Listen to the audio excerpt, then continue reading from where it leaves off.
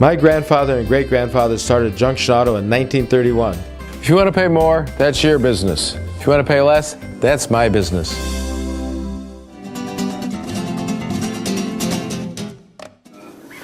Prior to getting started today, the judges were at least concerned about effective assistance of counsel because it's rather unusual to have a defendant plead guilty to the indictment involving a potential capital punishment. We addressed that with you, and you laid our fears in that. I'd like you to make a statement for the record regarding your professional representation in this matter. Your Honor, on behalf of Mr. Edwards, it is no doubt unusual for a defense lawyer to any charge, much less a capital charge, not to put up a fight.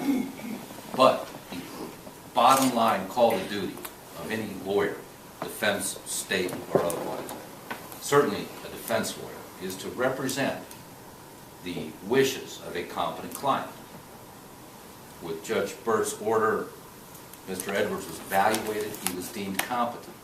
From that point forward, it is certainly my understanding, in consultation with co-counsel Umholtz, client Edwards, the honor to our call to duty was to represent our client's wishes. So although it clearly stands counter to the normal course of defense lawyers contesting the state's case, and although Mr. Umholtz and I have both talked at great length with Mr. Edwards about the decision he has made here now in open court today. We have counseled him as to all of his alternatives, some of which may well have removed the possibility of a death sentence from the table. He has listened respectfully to our advice, and he has rejected that advice. And as a result of our satisfaction, he is competent and clear thinking, and ultimately he's his own man, as are we all when we stand in a court of law. He has made the decision he has made, and we do not interfere with that decision. Point being, you have deferred to your client regarding these issues. Yes, we have. And you understand that? I certainly do. And you agree with that? My idea, yes, sir. Mr. Umholtz, would you speak to the same point, please? Yes, Your Honor. Your Honor, in July of 2010, Sergeant Johnson asked me if I would accompany him to the state prison hospital just south of Columbus to meet with Mr. Edwards. Mr. Edwards, at that point, had not been indicted. He was simply under investigation, but he had been making some requests that were rather unusual, that being that he specifically wanted to work a deal with the state of Ohio that would guarantee that he received a death penalty. I met with Mr. Edwards at the prison.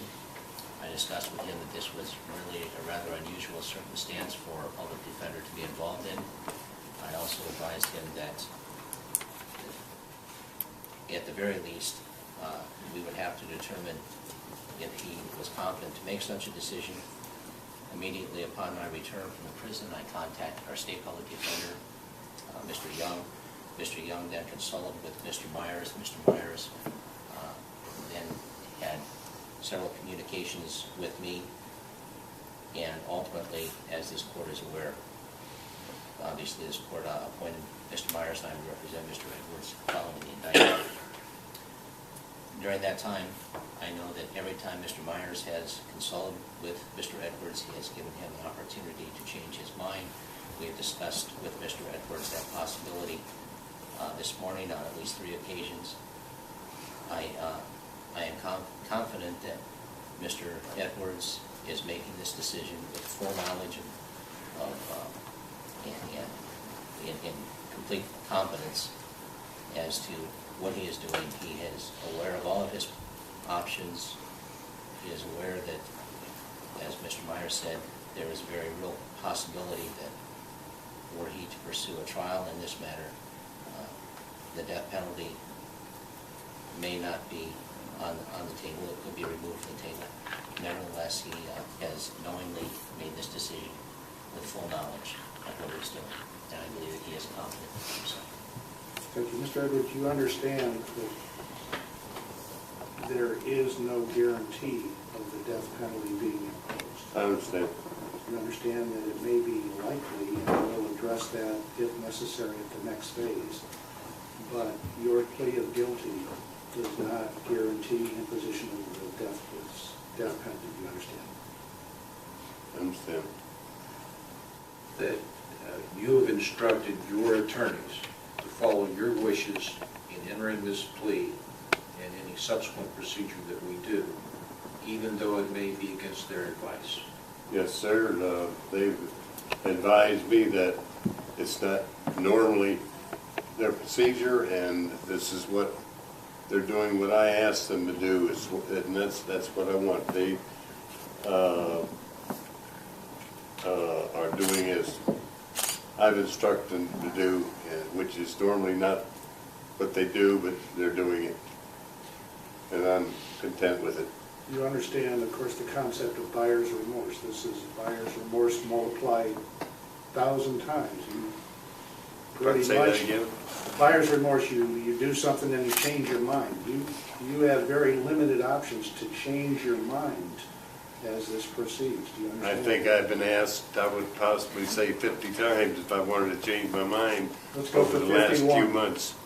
Let's go for 51. You want to change your mind? No, I don't.